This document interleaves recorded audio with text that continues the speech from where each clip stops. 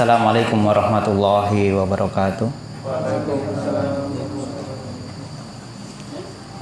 Innal hamdalillah nahmaduhu wa nasta'inuhu wa nastaghfiruh wa na'udzu billahi min syururi anfusina wa min sayyiati a'malina. May yahdihillahu fala mudhillalah wa may yudlil fala hadiyalah. Wa asyhadu an la ilaha illallah wahdahu la syarikalah wa asyhadu anna Muhammadan abduhu wa rasuluhu shalawatullah wa salamuhu alaihi wa ala alihi wa ashabihi wa man tamassaka bi sunnatihi ila yaumil liqa'ih. Amma ba'du, fa inna ahsanal kalami kalamullah wa khairal hadi hadi Muhammadin sallallahu alaihi wasallam wa syarrul umuri muhdatsatuha fa inna kulla muhdatsatin fid dini bid'atun wa kulla bid'atin dhalalah. Apa ini?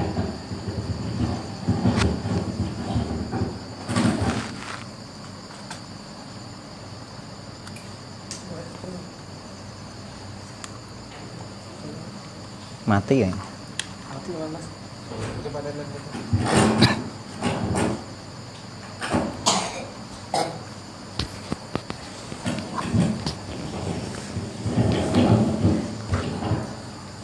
Allahumma ighfir lana wa liwalidayna warhamhuma kama rabbawna shighara. Allahumma inna nas'aluka ilman nafi'a wa rizqan thayyiba wa amalan mutaqabbala. Masyarul ikhwah, azanikumullah yakum jami'ah. Alhamdulillah pada malam hari ini untuk pertama kalinya khususon anak kita dipertemukan di tempat yang mulia, di waktu yang mulia, bersama orang-orang yang mulia tentunya insyaallah. Karena kita itu bagaimana kok bisa dikatakan sebagai orang yang mulia? Kalau tempatnya jelas, namanya masjid adalah tempat yang mulia. Waktunya juga jelas, namanya habis sholat, terus waktunya untuk menuntut ilmu, itu juga waktu yang mulia. Orangnya mulia atau enggak? Ada yang namanya Pak Mulia?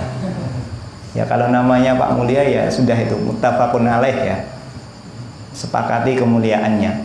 Tentu orang yang hadir di majelis ilmu juga dia adalah orang yang mulia, karena Nabi SAW menjelaskan, dan kita itu kalau benar-benar mau mengambilnya termasuk orang yang sangat mulia, kata Rasulullah SAW. Dalam sebuah hadis beliau SAW menjelaskan, fa'innal anbiya la yuwarithuna dinaron wala dirhama. Para nabi nggak mewariskan dinar dirham, nggak mewariskan harta, nggak mewarisin kebun kurma yang banyak atau bisnis. Beliau tidak mewariskan itu. Para anbiya semuanya. Padahal dikenal Nabi Musa itu dulu juga punya gembalaan kambing banyak ternaknya. Begitu meninggal, apakah anak cucunya, keturunannya, ahli warisnya mendapatkan bagian kambing-kambing yang banyak? La yuwarithuna dinara wala dirhama. Maka faman akhadha, orang yang mengambil bagian dari warisan Nabi sallallahu alaihi wasallam, faqad akhadha bihadhin wafirin. Dia sudah dapat bagian yang banyak sekali. Walaupun enggak berbentuk, walaupun nggak bisa dimakan, tetapi bisa dimanfaatkan. Caranya dengan mengambil bagian tersebut dengan bermajelis ilmu seperti ini. Maka selama orang tersebut hadir di majelis ilmu, maka insya Allah termasuk bagian dari orang-orang yang mulia. Masya Allah. Oleh karena itu, ini sebelum kita mulai perkenalan dulu ya. Anak namanya Fandi Ahmad, rumahnya dari Raman Utara. Ada yang pernah ke Raman Utara bapak-bapak? Sering ya? Subulus Salam. Nah, ada pondok pesantren Subulus Salam. Dari pesantren Subulus Salam itu paling tarikan gas nyampe di sana. Karena dekat insya Allah, cuma bukan di kompleknya. Dan dulu Ana juga sempat pernah belajar di Ma'had Tahqiqus Sunnah.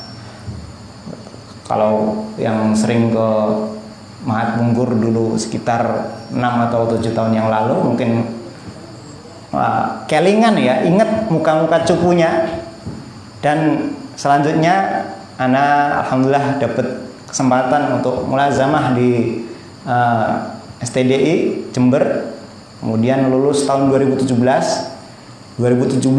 selanjutnya ngelayap juga, nggak betah di rumah ternyata, ngelayap lagi ke Palangkaraya. Di sana ada saya di masjid juga gini, kita ngisi kegiatan-kegiatan termasuk kajian dan macam-macam di perusahaan, sampai kemudian kemarin sebelum Ramadan sebelum Lebaran selesai, berarti kurang lebih 3 tahun di sana. Dan alhamdulillah dapat kesempatan untuk berziarah, berjumpa dengan bapak-bapak sekalian. Ini termasuk nikmat dari Allah Subhanahu wa taala, bisa menemui, menjumpai saudara-saudara seakidah, semanhaj tentunya. Bahkan dikatakan, seorang ulama mengatakan, saya tuh enggak, di dunia ini tidak ada yang lebih menyenangkan bagiku kecuali 2 hal. Sholatul jamaati wa liqa'il ikhwan. Sholat jamaah dan ketemu bareng sedulure, ketemu bareng saudara-saudaranya, teman-temannya. Ini kalau tentunya bukan hanya sekedar untuk digunakan ngobrol basa-basi nggak jelas. Ngobrol boleh. Ada ya, kalau di grup WA itu ada aturan dilarang apa? Dilarang komentar. Padahal boleh sesekali, supaya apa? Supaya tumbuh di dalam diri sesama orang yang komentar tadi apa? Keakraban. Di komen nggak pernah, bales yang nggak pernah. Akhirnya cuma jadi apa? Cuma jadi silent reader, liatin, nyimak terus. Pokoknya nggak ngerti. Ya ngerti karena dia silent reader ya. Itu boleh, nggak apa-apa. Untuk menumbuhkan kecintaan sama saudara. Bentar ya Pak, ada Mas Aan nih, WA ini suruh ngirimin apa?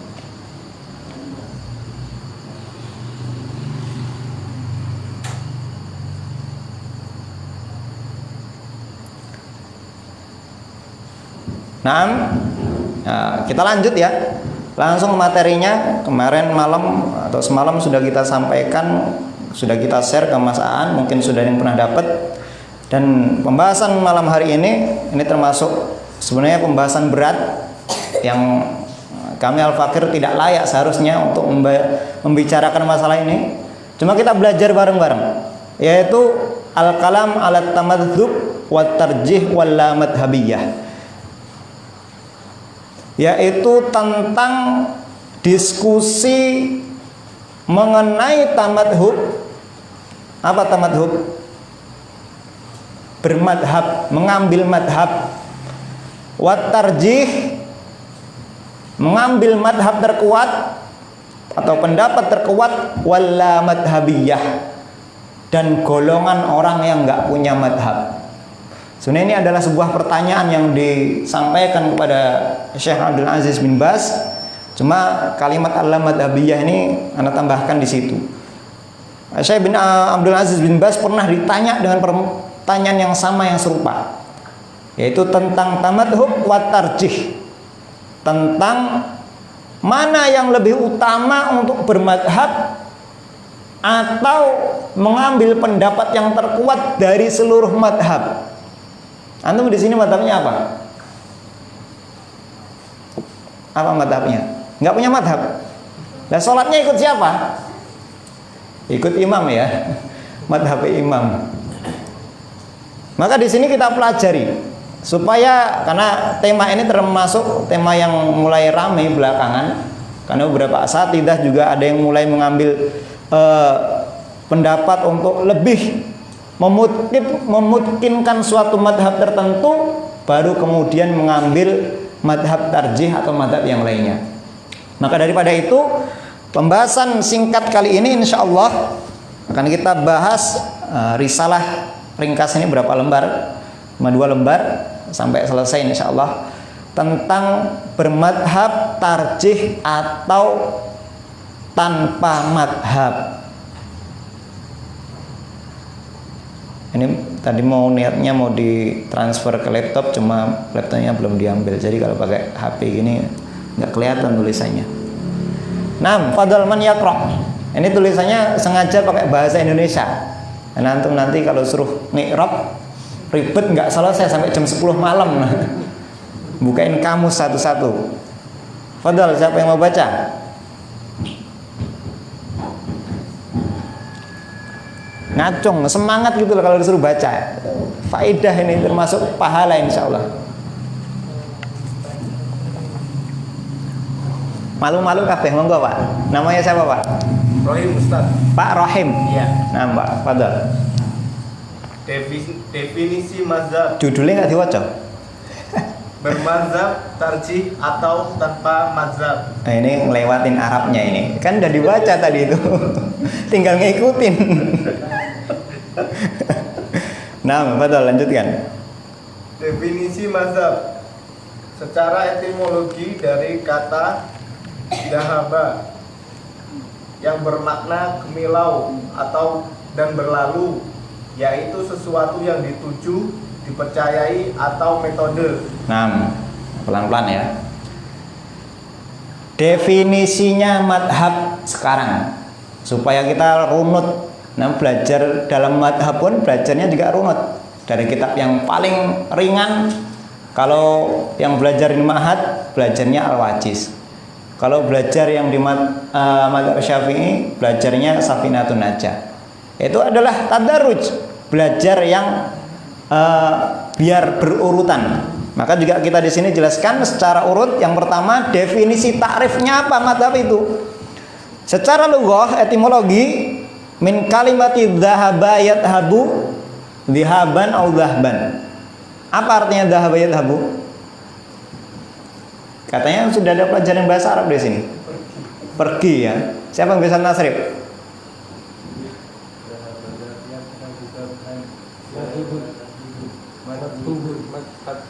Dhahibun madhubun, idhab la tadhab. Terus nah, madhabun midhabun, ketemu. Ada di tasrifan yang mana? Madhabun midhabun, sebelum terakhir. Madhabun midhabun ini masdar, isim makan atau juga nam, isim makan. Madhabun midhabun. Apa artinya maksud dari isim makan? Tempat pergi. Tempat pergi. Maka di sini jelaskan dari kata dhahaba yang bermakna berlalu atau kemilau. Makanya kita juga pernah dengar bahasa Arabnya emas itu apa? Emas bahasa Arabnya apa? Zuyyina lin-nasi hubbus syahawat minan nisa'i wal banin wal qanatiri minat dhahabi wal fiddah. Manusia itu dibuat suka, dibuat senang minasyahawat, dari kesenangan syahwat. Apa tadi ayatnya? Mandek lupa. Zuyyina lin-nasi hubbus syahawat minan nisa'i wal banin. Apa yang disyahwati tadi? Dari perempuan, anak keturunan, wal qanatir, perhiasan, minadz dzahabi wal fiddah. Apa perhiasan jenisnya? Emas dan perak. Minadz dzahabi, ya, zahab. Jadi kata zahab itu juga bisa diartikan berkilau. Karena emas itu apa? Berkilau. Maka emas itu disebut bahasa Arabnya zahab, emas. Maka di sini secara bahasanya seperti itu. Cuma lebih kuat secara bahasa madhab artinya adalah sesuatu yang dituju, wal mu'taqad yang dipercayai, atau madhab juga diartikan sebagai metode. Madhabmu apa? Metodemu apa? Jelas ya? Gampang sekali kalau mengartikan itu. Dian, gantian yang baca. Fadhal. Insyaallah bagian semua.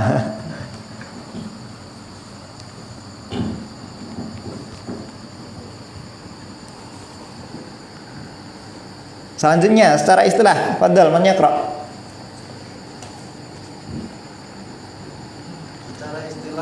adalah metode tertentu dalam menentukan hukum syar'i dari dalil-dalil yang rinci. Nah, jadi biar interaksi antara yang ngajar dan yang diajar itu dapat dibaca jadinya.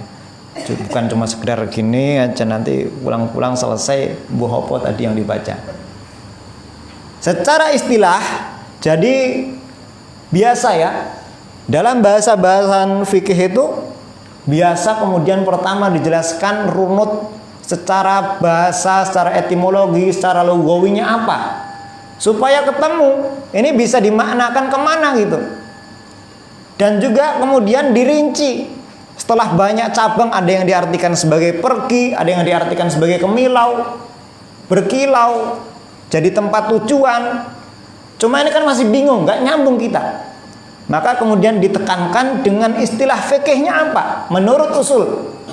Menurut ulama usuliyin, secara istilah madhab adalah thariqatun muayyanatun fistimbatil ahkami syar'iyyatil aqliyah min adillatihat tafsiliyah. Apa artinya? Ada yang tahu artinya apa? Nggak fokus ini. Artinya yang di atasnya itu.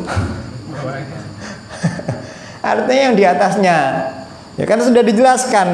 Di sini tertulis secara istilah adalah metode sampai selesai, terus tak baca Arabnya. Ditanya artinya apa masih bingung artinya apa.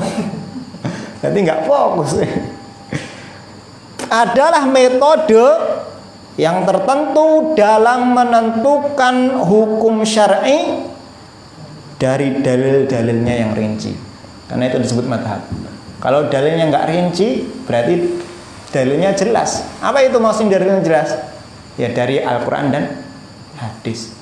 Maka ini sudah jelas madhab siapa kalau dari Al-Quran dan hadis? Madhab Rasulullah. Cuma itu dalam urusan-urusan agama nggak semua dijelaskan dalam Al-Quran dan hadis. Sholat pakai masker hukumnya apa? Nggak ada hadisnya tentang bolehnya sholat pakai masker. Bahkan malah adanya larangan talathum. Talathum itu menutup mulut ketika sholat. Itu ada dalilnya. Cuma kalau kondisi tertentu, antum mau buka Sahih Bukhari, Muslim, Kutubus Sittah, Al-Quran min awalihi ila akhirihi, kitab-kitab hadis yang dhaif, yang lemah, hukum bolehnya sholat pakai masker, hadisnya nggak bakal nemu. Maka disebut di sini dalil-dalilnya secara rinci untuk membatasi bagian bahwasanya tidak dijelaskan di dalam Al-Quran dan hadis. Kemudian yang selanjutnya jelas ya maksud dari apa? Madhab secara istilah adalah metode yang itu fungsinya lebih kepada perkara urusan-urusan yang tidak disebutkan di dalam Al-Quran dan disebutkan secara nasnya. Nasnya nggak ada. Cuma kita butuh jawaban. Maka bagaimana cara mengambilnya? Belajar tentang madhab. Kemudian fadhal man yaqra, gantian. Tamarruk mengikuti imam mazhab dalam pengambilan hukum syar'i furu'i dari dalilnya secara rinci. Nah, adapun tamadhub ada 3 istilah. Yang pertama madhab secara lugawi apa? Yang kedua secara istilah apa? Yang ketiga maksud dari tamadhub itu apa? Nanti akan terjawab kita ini termasuk orang yang tamadhub atau tidak. Ya, akan ketemu nanti di sini. Tamadhub adalah mengikuti imam madhab dalam pengambilan hukum syar'i, mengikuti imam madhab. Berapa imam madhab? 5. Ini nggak sepakat juga ternyata. Mengikuti imam madhab dalam pengambilan hukum syar'i, yang masyhur ada 4. Cuma kemudian mungkin ada ditambahkan madhab zahiri. Ada juga madhab-madhab yang sudah tidak terkenal. Mungkin ada 1-2 pendapatnya yang dipakai, cuma tidak terlalu terkenal. Bahkan kemudian disebut sebagai madhab yang sudah punah atau bahkan hampir punah. Jadi kalau kita lihat mazhab Imam pertama Imam Abu Hanifah, Imam Malik, Imam Syafi'i, Imam Ahmad, juga ada mazhab-mazhab yang lain, mazhab Imam Tsauri, Sufyan Tsauri, mazhab Auza'i. Mereka adalah orang-orang yang memiliki kemampuan ijtihad mengambil hukum dari nas, baik Al-Quran dan Sunnah. Zaman dulu banyak sekali, karena karakter mereka punya hafalan hadis ribuan, hafalan Quran jangan ditanya lagi. Sekarang kalimat kata al-hafid itu atau hafid itu ditunjukkan oleh siapa? Hafid Indonesia. Berarti apa? Orang yang sudah hafal Quran. Di zaman dulu Quran itu wes nggak dihitung maksudnya. Kalau disebut hafid maksudnya hafid hadis. Ratusan ribu hadis, 100.000 hadis sekian. Itu disebut al-hafid. Kalau kemudian sekarang istilah ini bergeser maknanya. Hafid berubah menjadi sekedar hafal Quran. Padahal hafal Quran itu kalau zaman dulu wis sudah maklum banyak sekali orang. Makanya kalau ditanya ilmu zaman sekarang lebih banyak atau lebih dikit daripada zaman dulu? Lebih apa?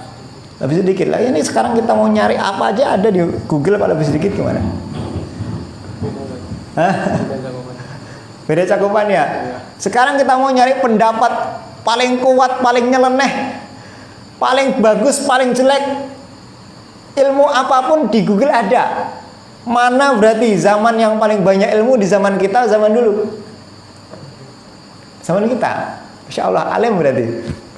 Tentu zaman dulu. Karena ilmu kita itu fisutur. Ilmu kita itu dirak-rak, di kuota, di internet. Kalau ilmu zaman dulu di kepala masing-masing fisudur. Ketemu orang bertanya, dijawab ngerti. Atau minimal nggak bertanya, pengamalannya dipraktekkan. Lah kalau kita, banyakan orang yang sholat atau tidak yang sholat? Banyakan yang tidak sholat. Banyakan yang jilbaban atau tidak jilbaban? Banyakan yang tidak jilbaban. Atau minimal mungkin sekarang sudah mulai banyak yang jilbaban ya. Kalau menutup aurat mungkin sudah 50-50. Artinya masih minor. Orang berilmu, pemilik ilmu masih sangat sedikit sekali. Nyatanya jamaah ngajinya berapa? Kalau banyakan sekarang tentu yang semangat menuntut ilmu banyak sekali. Maka ilmu zaman sekarang ini sekalipun banyak, aksesnya mudah, cuma nggak tahu di mana. Bukan di kepala kita masing-masing, bukan di dalam kaum muslimin. Perlu dicari, perlu yang kalau nggak ada kuotanya malah bingung ditanyain, nggak ngerti apa, bingung juga. Makanya ilmu zaman dulu lebih banyak. Oleh karenanya, dengan banyaknya ilmu zaman dulu, mereka para ulama, imam-imam itu punya kapasitas untuk mengambil hukum tertentu dari dalil Al-Quran maupun hadis yang ada. Jadi kalau kemudian ada satu hadis, contoh hadis apa yang antum hafal di sini? Nggak ada hadiahnya ini. Hadiahnya aqua gelas ya.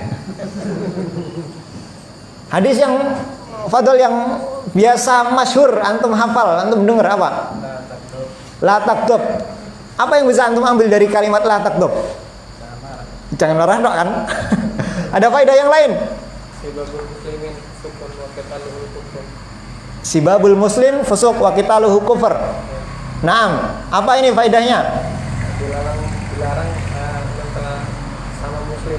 Dilarang mencela sama muslim. Wa qitaluhu kufur, bahkan membunuhnya termasuk perbuatan kufur. Maksudnya faedah yang kita ambil dari situ apa? Sama saudara muslim itu ini jangan. Ini jelas itu makna nas dari dzahir hadis seperti itu. Sibabul mencela muslim kefasikan, membunuhnya kekufuran. Itu makna nas hadisnya. Bisa nggak kita ngambil faedah yang lain dari sini? Bisa nggak? Dapat juga requestnya nih. Tadi gini-gini ngeliatnya. Ah, syukran Mas. Habis baterainya lagi. Hah?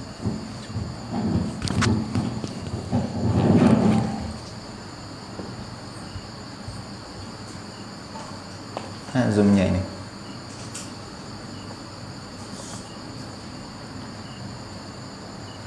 Makanya Imam Syafi'i rahimahullah ta'ala Dengan kemampuan ijtihad beliau yang banyak sekali, yang luar biasa. Suatu ketika pernah datang ke rumah Imam Ahmad, ya namanya saling guru murid dan juga mungkin akrab sekali. Ini kisahnya masyhur ya, kita sudah sering dengar. Di mana ketika itu Imam Syafi'i saat berziarah ke rumah Imam Ahmad itu semalaman diperhatikan sama putri Imam Ahmad. Sampai subuh kok nggak keluar kamar. Padahal imam besar. Biasanya kalau keluar imam besar itu biasanya tentunya rajin sholat tahajud. Rajin sholat tahajud. Kok nggak keluar kamar? Apa nggak batal ini? Kapan sholatnya? Ternyata kemudian pagi-pagi nggak masuknya. Belum ya. Pagi-pagi ditanya, mencari kejelasan. Wahai imam, engkau semalaman di kamar engkau nggak keluar, berarti nggak sholat malam dong.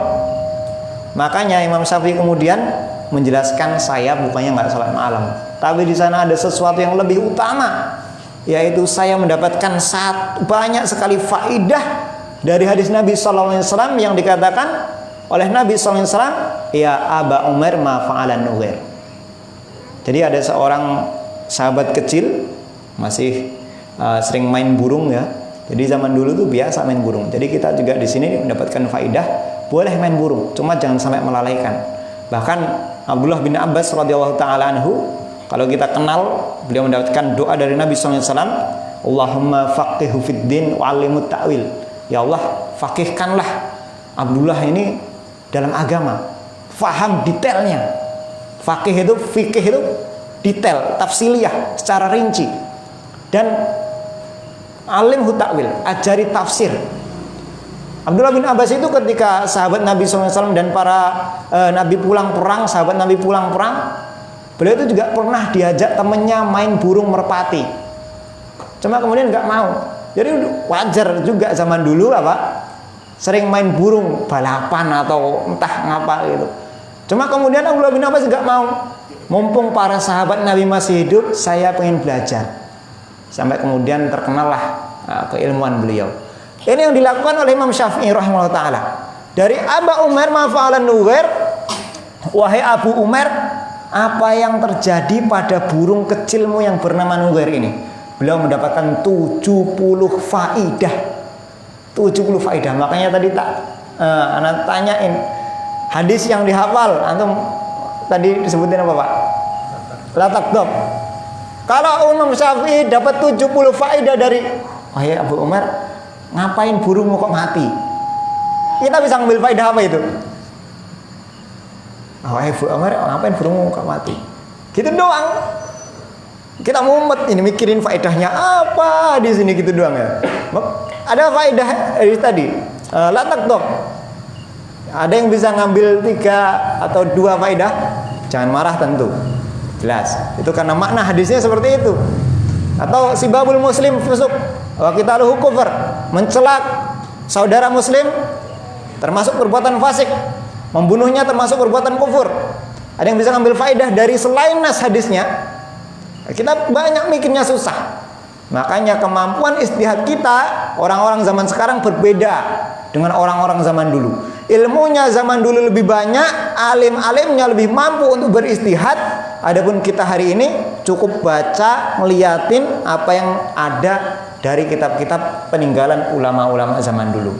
Makanya kalau kita kembali ke dalam materi di sini, tamadhub adalah mengikuti imam madhab.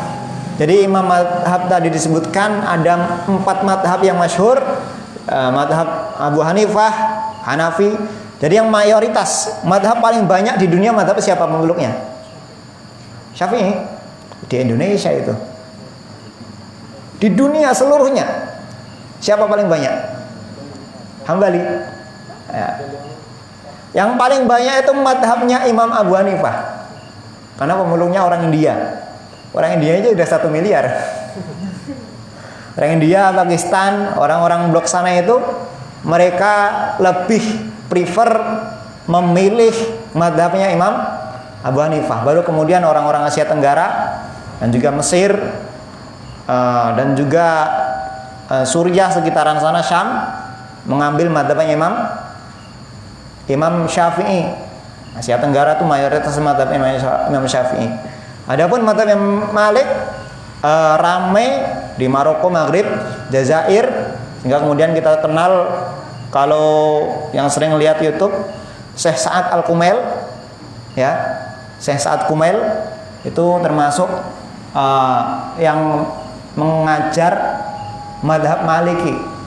Ini madhab Maliki ramai, banyak pemeluknya di kalangan kaum muslimin Maroko, daerah-daerah Sahara, Jazair, dan kompleks-kompleks itu. Kemudian madhab Imam Ahmad di mana berarti? Di Arab Saudi. Mayoritas madhab Imam Ahmad itu pemeluknya di Arab Saudi. Makanya kenapa madhab Imam Syafi'i lebih banyak pemeluknya daripada madhab Imam Ahmad? Karena madhab Imam Syafi'i dalam sebuah riwayat itu ditolong mendapatkan kekuatan penyebarannya dari raja-raja setempat, dari khalifah-khalifah setempat. Adapun madhab Imam Ahmad, makanya Imam Ahmad saat itu mendapatkan fitnah karena tidak didukung oleh penguasa. Makanya madhab Imam Ahmad lebih, kalau sekarang pemeluknya lebih sedikit daripada madhab-madhab yang lainnya, khususnya di Saudi Arabia dan sekitarnya ya. Itu termasuk madhab-madhab mayoritas. Jadi madhab mayoritas tadi ada 4 jelas. Pokoknya yang paling banyak pemeluknya adalah madhabnya Imam Abu Hanifah. Imam Abu Hanifah itu banyak sekali pemeluknya, pengikutnya. Makanya dan mereka lebih, kalau kita kenal ya di Pakistan, di India itu ada Thariqah Dobandiyah ya. Itu juga madhabnya Abu Hanifah, yang kalau sering ikut jemaah tabligh. Jadi teman-teman jemaah tabligh itu kalau ke masjid-masjid biasanya terpengaruh sebagian amaliyahnya dengan madhab Imam Abu Hanifah. Dan itu kalau di sini disebutkan dalam soal tanya jawab yang bersamaan Syekh bin Bas ini, orang-orang zaman dulu mereka mampu mengambil istinbat hukum dari sebuah nas, zahir nas mampu. Maka kemudian muncul madhab yang 4, madhab Imam Syafi'i, madhab Auza'i, atau bahkan kalau ada ulama tertentu yang memiliki kemampuan ijtihad, juga mereka dijadikan sebagai imam madhab. Dijadikan sebagai imam madhab. Kenapa? Karena sudah layak untuk kita ambil ilmunya di situ. Pendapatnya layak diambil. Adapun kalau kita tadi, kalau zaman sekarang apalagi, satu hadis faedahnya ya cuma apa yang bisa kita lihat dari makna hadisnya itu.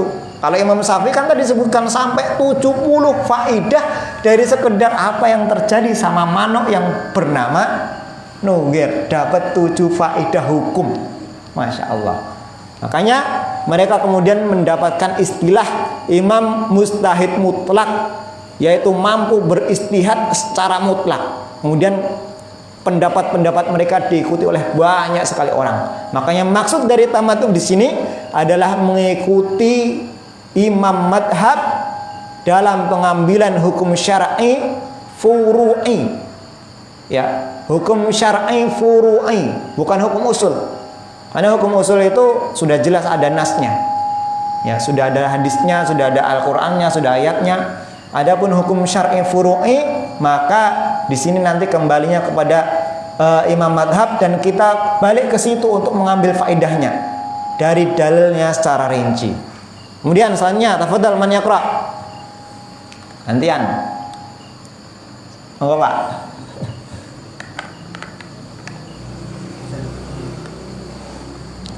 Siapa ini? Tafadhal. Enggak apa-apa dari sebelah kanan dulu, enggak apa-apa, yang penting nanti kebagian semua gitu. Nah, adik siapa namanya? Vino. Nah, fadal, barakallahu fiik. Yang keras. Seorang mukallaf wajib mengikuti mazhab. Judulnya dibaca dulu. Apakah wajib? Apakah wajib seorang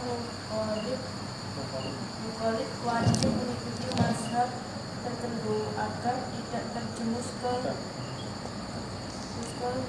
dalam hawa nafsu dan mencari-cari pendapat yang ringan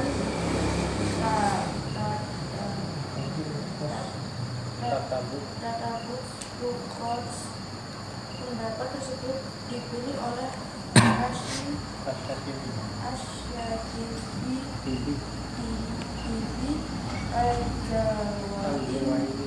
Al-Juwaini, Al-Mahali, As-Suki, Ibn Sahalah, Ibnu Salah. An-Nawawi, dan lain-lainnya. Nah, apakah kalau kita tadi sudah jelaskan ya, mengikuti madhab atau mengikuti imam madhab, maksud dari tamadhub itu adalah mengikuti imam madhab dalam pengambilan hukum syar'i furu'i dari dalilnya secara rinci. Sekalipun sana banyak makna definisi yang lain, cuma ini kemudian kita ambilkan yang paling mudah dipahami kita aja. Apakah kemudian wajib mengikuti imam madhab tersebut? Dan masyhur madhabnya 4 tadi, madhab-madhab yang lain sudah selesai. Apakah wajib untuk ikut seorang muslim dari salah satu dari 4 imam madhab ini? Maka di sini jelaskan pendapat ini dipilih oleh Imam Syatibi, bahkan beliau punya diskusi yang banyak terkait kewajiban bermadhab ini, termasuk bahkan mengatakan kalau seorang alim itu dia Syafi'i, kemudian ditanya suatu masalah, maka nggak boleh kemudian menyebutkan pendapat atau ketika menjawab pertanyaan tersebut keluar dari madhab yang dia anut. Ya, kalau dia seorang Syafi'i, ditanya suatu masalah, nggak boleh dia menjawab di luar sesuatu dari pendapat madhab, sekalipun dia ngerti pendapat madhab yang lain. Sampai ketatnya seperti itu Imam Syatibi mengatakan. Maka di sini katakan anna alal muqallid, seorang muqallid ittiba'a madhabin muayyanin, wajib mengikuti madhab tertentu. Muqallid itu siapa? Muqallid itu kita ini, semua kita ini muqallid. Dalam artian muqallid yang ada dalilnya, sehingga tidak jatuh ke dalam ta'assub. Wa anna dzalika wajibun alaih, dan hal tersebut adalah wajib bagi dia. Muqallid itu wajib mengikuti madhab tertentu. Supaya apa? Khurujan min ittiba'il hawa waqtifa'ir rukhas, agar tidak terjerumus ke dalam hawa nafsu dan mencari-cari pendapat yang ringan.